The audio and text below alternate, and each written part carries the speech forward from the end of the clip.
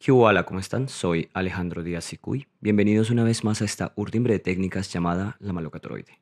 Hoy nos toca el impasto, aquel momento de la pintura en donde pasamos de la primera capa o underpainting a generar masados de color, y en esos masados de color hay más materia en la pintura. Es decir, vamos a hablar de materializar nuestra imagen para posteriormente llevarla a cabo. Bienvenidos. Este es el tercer video de una serie que empezó con el underpainting, el niño interior o el silencio. Y este, que es el tercero, nos toca hablar sobre el masado de color, o como lo llaman generalmente, el impasto. Pero también me gustaría no solo reflexionar en torno como a la técnica, sino comentar un poquito en torno a la experiencia también, de no solamente de pasar técnicamente de un estado de la pintura al otro, sino también de las virtudes del procedimiento y cómo a su vez esto puede contarnos cosas tanto de lo que queremos comunicar en la pintura, como también de lo que la pintura nos comunica a nosotros cuando pintamos. Prepárense para un viaje del camino del loco, porque sí, la pintura no solamente se trata de pintar lo que tenemos enfrente y resolverlo técnicamente, racionalmente, sino también es dejarnos llevar por el proceso a tal punto de que casi nos dislocamos, casi nos desencajamos perceptualmente, para que de alguna forma, llámenlo si quieren metafórica o llámenlo mágica, la pintura nos empiece a hablar y nos empiece a contar qué necesita, nos empiece a hablar sobre nosotros y nos empiece a hablar también sobre el tema mismo. Voy a introducir un poquito mi contexto, mi experiencia respecto a cómo se lleva a cabo un tema o cómo se materializa un tema, porque siempre ha habido un conflicto en torno a decidir qué pintar. Eso ya lo habíamos hablado en videos anteriores. Pero es también un tema temporal, porque uno se va a la Kant y piensa a priori antes de materializar lo que uno quiere hacer. Y ahí es donde, para mí, y desde mi experiencia, entra el conflicto. Que uno dice, bueno, voy a hacer un paisaje que hable sobre, qué sé yo, el conflicto barrial y las barreras invisibles que hay en mi barrio, por ejemplo. Puede abordar desde lo antropológico, desde lo ontológico, desde lo político. Y uno como pintor quisiera también poder de alguna forma dar cuenta de ese tipo de temas. Y tiene uno ahí una excusa para pintar un motivo, que al final es un motivo, que por ejemplo, dicho paisaje puede ser una montaña. O, como en este caso, es un niño que me encontré en Pinterest, como ya les había contado en videos anteriores, pero que me evoca otras cosas de mí mismo, de mi historia familiar, de mi historia personal, y que me llevó a generar una vuelta de tuerca en una reflexión protofilosófica sobre el ser un niño, ¿no? Digamos que ya desde esa instancia la pintura nos habla. Pero cuando empezamos a materializar el color, cuando empezamos a meternos cada vez más en lo que se refiere a la materia misma, empezamos a entrar en una etapa en donde las decisiones que se toman en la pintura, qué tanto pigmento ponemos, qué valor queremos generar, cuántos colores queremos empezar a usar en nuestra paleta, en fin, un montón de variantes que generan decisiones. Dichas decisiones son las que van a empezar en sí a comunicar de qué se trata nuestra pintura, porque está también la herramienta de la iconología y de la iconografía, que están implícitas mayor o menormente en las obras de arte, dependiendo del artista. Pero si no tenemos a nivel pictórico elementos que nos permitan comunicar de alguna forma ese sentir o esa percepción que se tiene respecto a algo, que el material mismo comunique cosas, puede que nos quedemos solamente en contar significados a través de objetos. Puede que no. No lo volvería tan categórico, pero a mi parecer, o desde mi experiencia, sí me ha pasado. Cuando me fijo solamente en pintar los elementos que tienen algún significado o algún sentido intrínseco, como, qué sé yo, puede ser dentro de un bodegón, como pasa en Caravaggio, una fruta que está pudriéndose con sus hojas también carcomiéndose porque está hablando de su contexto a través de esa metáfora, o ese jarrón que está al borde de la mesa, dando también cuenta de una condición, incluso con lecturas políticas, con lecturas sociológicas, etcétera. Pero es la materia también lo que nos lleva a pensar en estas cosas. Por ejemplo, en Caravaggio las decisiones de ese claroscuro tan sílfido, como también tan estilizado, pero que al mismo tiempo nos habla de la sobriedad, de la pulcritud, de esa intención de perfeccionismo que tiene la época, pero que con su iconología nos narra todo lo contrario. Entonces genera como ese matrimonio perfecto de disrupción, de conflicto entre los dos elementos que hace que Caravaggio tenga de alguna forma una lectura única. No podríamos tener certeza de cómo hubiese sido un Caravaggio con los impastos de Rembrandt. Si lo pensamos un poquito, es hasta bizarro, es extraño, podría ser muy interesante y estoy seguro que para muchos de ustedes puede sonar hasta genial, pero no es necesario tampoco, como que ya esos referentes son suficientes, ¿no? En sí mismos con lo que tienen y, por ejemplo, en mi caso soy más inclinado a ser un poco purista con ese tipo de cosas de los autores como son, no quitándoles ni agregándoles nada. Pero ahí está el punto, ¿no? Cómo somos en la materia de la pintura y con ello cómo tomamos decisiones de pintura, valores, colores, cargas. Entonces, para los que de pronto no sepan mucho qué es cada cosa, por ejemplo, la carga se refiere a qué tan magro está un pigmento, es decir, qué tan impastado está, qué tanto contenido de pintura tiene, y con ello viene la textura. Hay muchas pinturas que se basan en ser sumamente impastadas. El ejemplo más manoseado, más visto de todos es el de Van Gogh. Pero digamos que a nivel de riqueza está su referente máximo, que es Rembrandt, que en Rembrandt hay un nivel muy alto, llegó como a una cima respecto a la materia y a la manipulación de esta para evocar cosas, no solamente sensaciones de la realidad, ¿sí? Como son las calidades de las telas o las calidades de un cabello, una piel arrugada, etcétera, sino también cómo nos comunica de su mundo y cómo a través de la materia, de hecho, a lo largo de su vida pictórica, se ve cómo se va transformando esa materia y empieza a contarnos un mundo y termina contándonos otro que está directamente implicado con su historia personal. De hecho, de eso hablamos un poquito en el video anterior. Como habíamos hablado anteriormente, hay varios videos en donde cuento esto. El valor tiene que ver con la luz y la sombra. Tiene que ver con qué tanta luz tiene la imagen o qué tanta sombra tiene. Es luz, simplemente. Qué tan iluminado o qué tan oscurecido está algo. Y el color, pues es eso, ¿no? El croma, el color. Pero entonces, el impasto para que comunique tiene que tener magnitud y textura, ¿o qué es un impasto en sí? Yo por mucho tiempo creía que una pintura impastada, o como decíamos por acá, empastada, era una pintura con mucha carga matérica, es decir, con mucho pigmento, mucho óleo, mucha pintura, que generaba siempre textura, como una sensación de relieve en el soporte que estamos trabajando.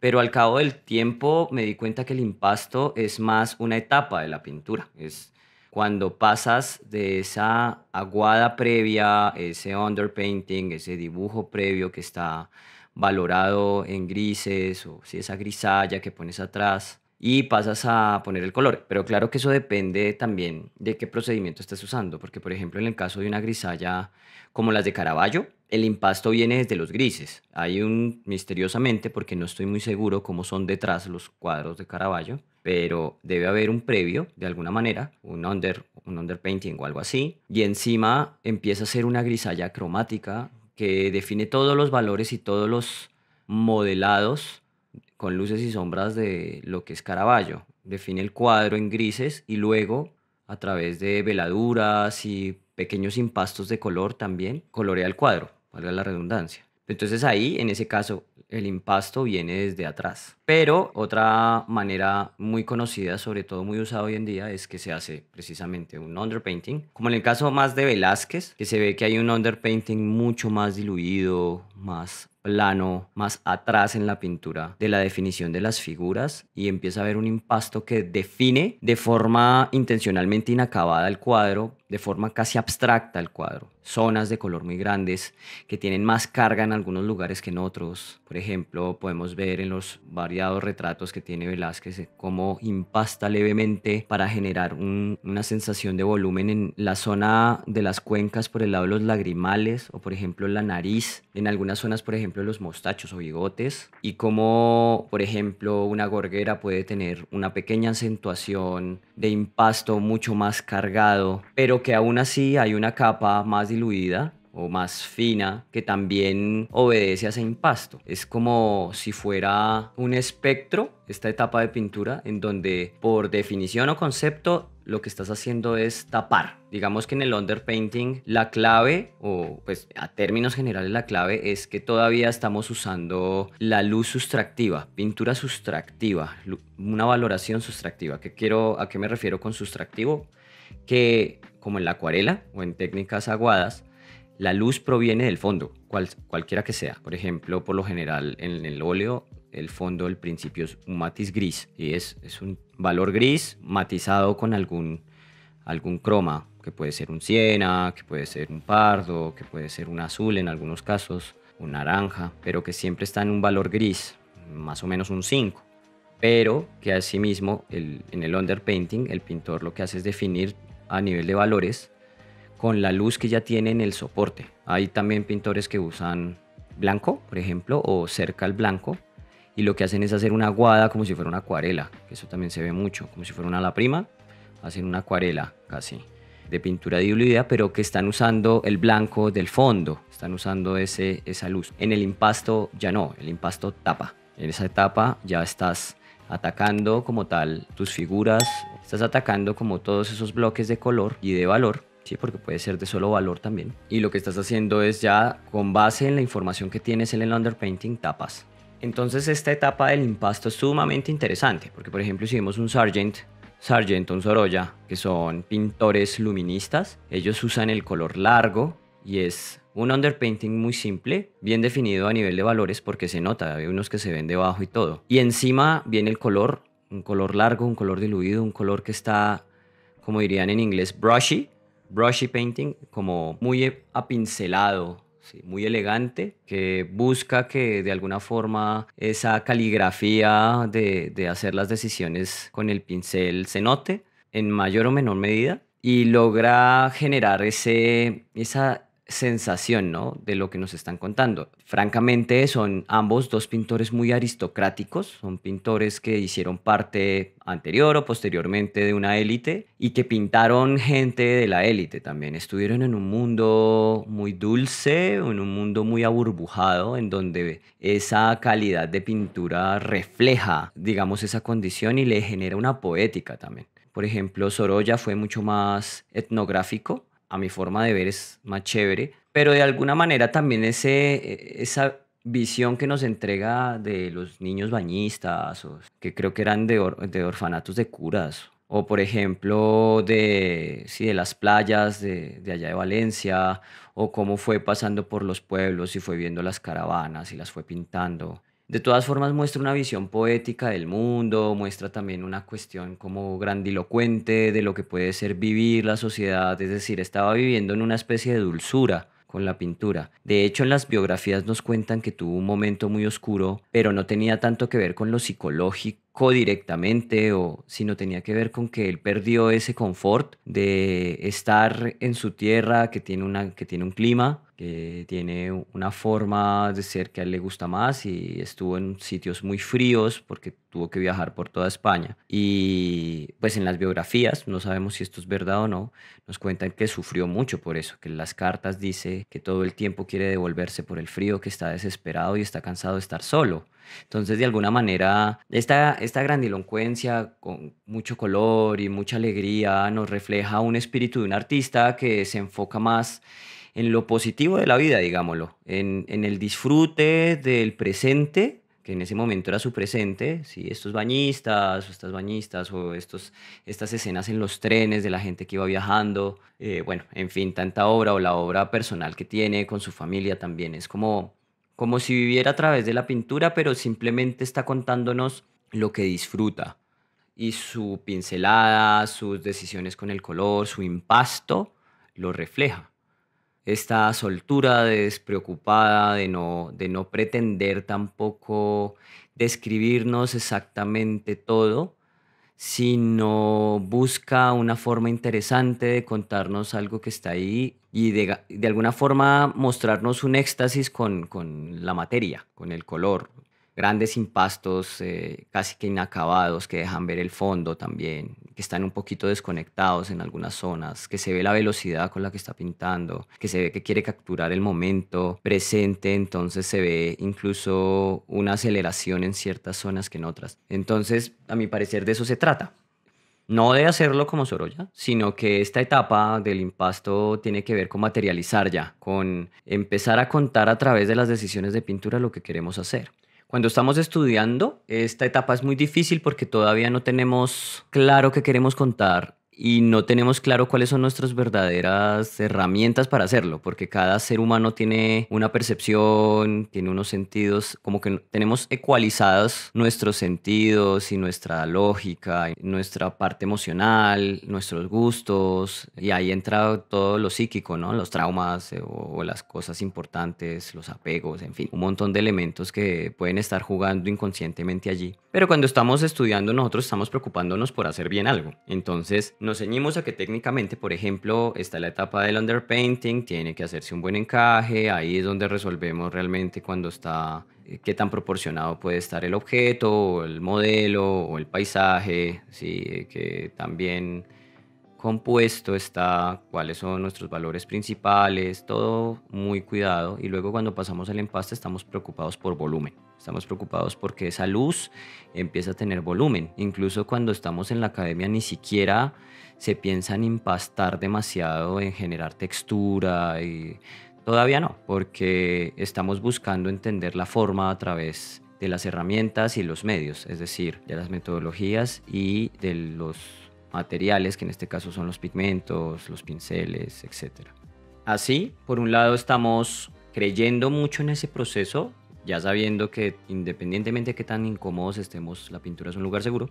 Y por otro lado estamos siendo todavía nosotros con lo que ya hemos aprendido, porque el conocimiento no se embute, tú no puedes, o sea, estamos en una sociedad horrible en ese sentido, a mi parecer, que es como que es la libre adquisición, entonces tenemos la ilusión de que ahora se puede adquirir algo, inyectárselo como Matrix y ya. Y no, tarda, pero tu vida sigue, ¿no? Tus cuadros siguen, si trabajas en esto sigue, tú tienes que seguir viviendo y seguir resolviendo con lo que sabes hacer mientras vas aprendiendo al otro lado otra cosa y poco a poco vas integrando esas dos facetas. Entonces ahí es importante separar y creer en lo que se está aprendiendo. Para mí es sumamente difícil porque uno tiende a integrar todo, es simplemente que lo tomas por un lado, vas muy juicioso a eso que estás haciendo, sea lo que sea, cuando abordas un estudio nuevo, un posgrado, no sé, un pregrado, lo que sea. Y por el otro lado sigues haciendo tus cosas también, pero tampoco sin dejar absolutamente de lado lo otro. Eso se tiene que ir encontrando. Si está surtiendo efecto ese conocimiento nuevo, va a ser muy natural